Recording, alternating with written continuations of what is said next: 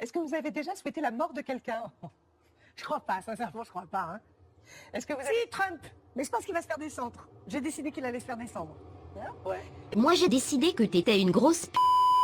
Je m'aperçois que je ne vous ai pas encore parlé ce soir de Donald Trump. Et une semaine sans une connerie de Donald Trump ne serait pas une bonne semaine.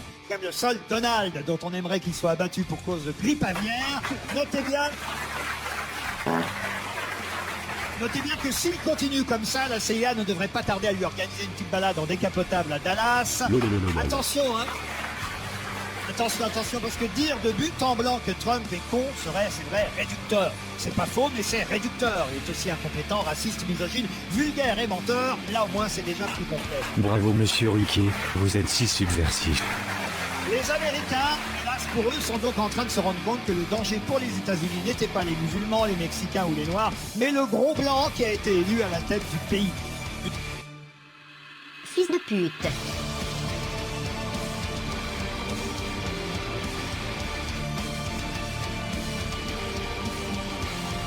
Ah ouais, pour dégueuler sur les gros blancs, il y a du monde. Par contre, sur les petits arabes, il n'y a plus personne.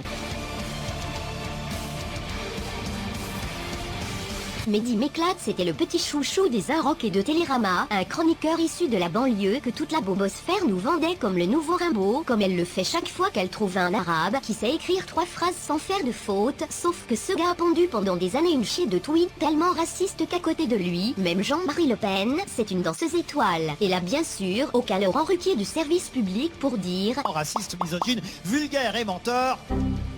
Ces gens qui sont hystériquement antiracistes 24 heures sur 24 deviennent tout à coup très mesurés, pleins de retenue et de bienveillance quand il s'agit de leurs petits protégés. Alors c'est vrai qu'il y avait une part d'ombre, voilà, il y a une part d'ombre, il y a une dualité.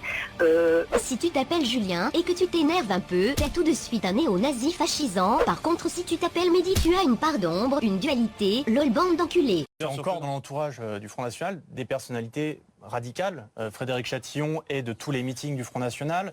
Il fait encore toutes les activités numériques lui sont déléguées avec sa société e-politique.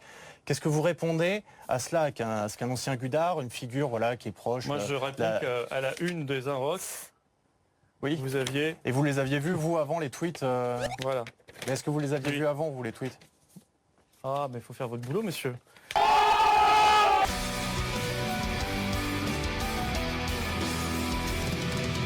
Comme j'ai déjà fait une vidéo sur lui, je vais pas m'attarder sur le gentil Théo. Mais a priori, lui et sa famille auraient détourné grâce à leur association de quartier 680 000 € d'argent public en 2 ans, dont plus de 50 000 pour Théo à lui tout seul. Pas mal du tout. De là à dire que c'est un enculé, je n'irai pas jusque-là. N'empêche, je plains les militants d'extrême gauche et les assos musulmanes. Déjà qu'ils arrivent à se trouver un demi-martyr, tous les 25 ans, il faut qu'ils tombent sur un pourri, j'en peux plus.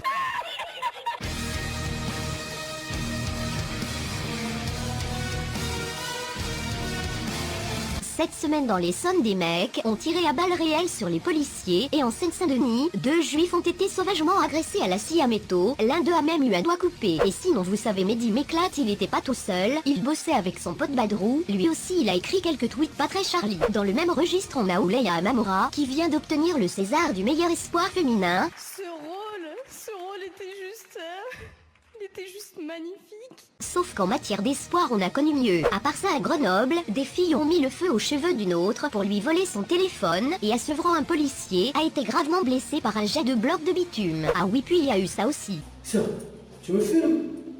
Qu'est-ce que c'est, petite pute? Tu me filmes parce que tu distribues Marine Le Pen? C'est ça? Et regarde sur le la poste, qu'est-ce que c'est? Va à la gendarmerie, connaître ta mère la pute. Fils de pute que tu es. Tout le monde a besoin de service et tout le monde a besoin de confiance. C'est pour cela qu'il y a les femmes et les hommes de la Poste. La Poste avance, la confiance se développe. Paris n'est plus Paris. La réaction de François Hollande ne s'est pas fait attendre. Ici, il n'y a pas de personnes qui prennent des armes pour tirer dans la foule.